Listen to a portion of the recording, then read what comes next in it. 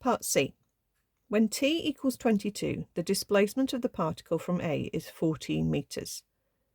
Determine the value of v. Because remember, this is the velocity time graph. It's not showing displacement, okay? What this graph tells us is that our object starts from, well, any given starting point. Let's say it starts from an origin. It's already moving with speed 2 and it speeds up, okay? But all the way through, t being 12, it's got positive velocity. So it's moving outwards, let's say in the positive direction, for the first 12 seconds.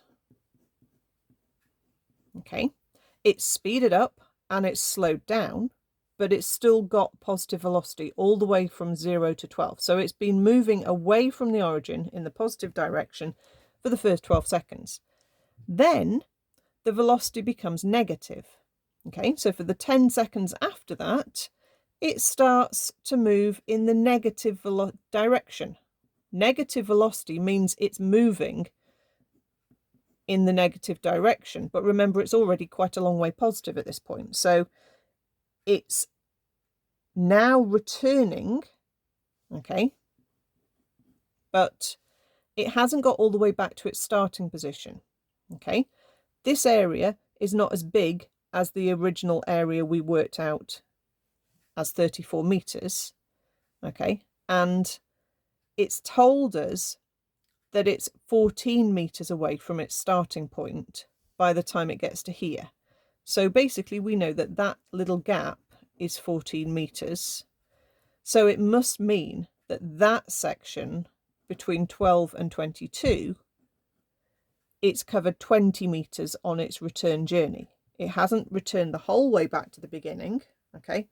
And the down and up bit of the graph means it's speeded up and slowed down again, but still going in this direction, okay? So the whole journey, you are beginning by moving positive and you are speeding up and then you're slowing down. And then you start reversing and you speed up whilst reversing and then slow down whilst reversing. That's what this under bit means on the graph there. Okay, so you have to understand what that graph is actually showing you is going on with the motion of the particle. It isn't a displacement time graph, which would mean you move away from the origin and then you come back through the origin and then you go out into the negative direction. No. This is a velocity time graph.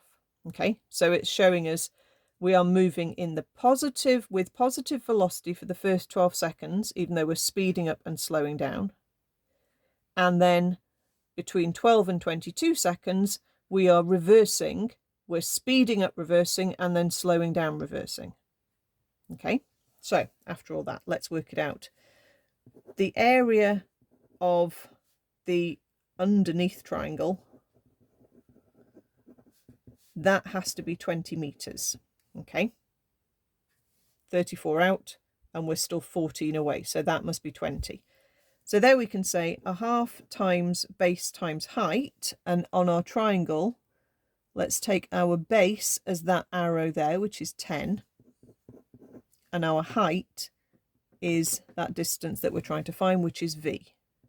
I don't need to put it as a minus v. We've already talked about we're coming backwards. So let's just think, okay, that area needs to represent 20. Okay, so that means v must be 4. Okay, and then we can put it in as minus 4 to make sense for the axis. Okay, but we don't need to put minuses in the actual working at that point. So, you know, what you had to do was actually fairly easy, but you actually still have to understand what is going on.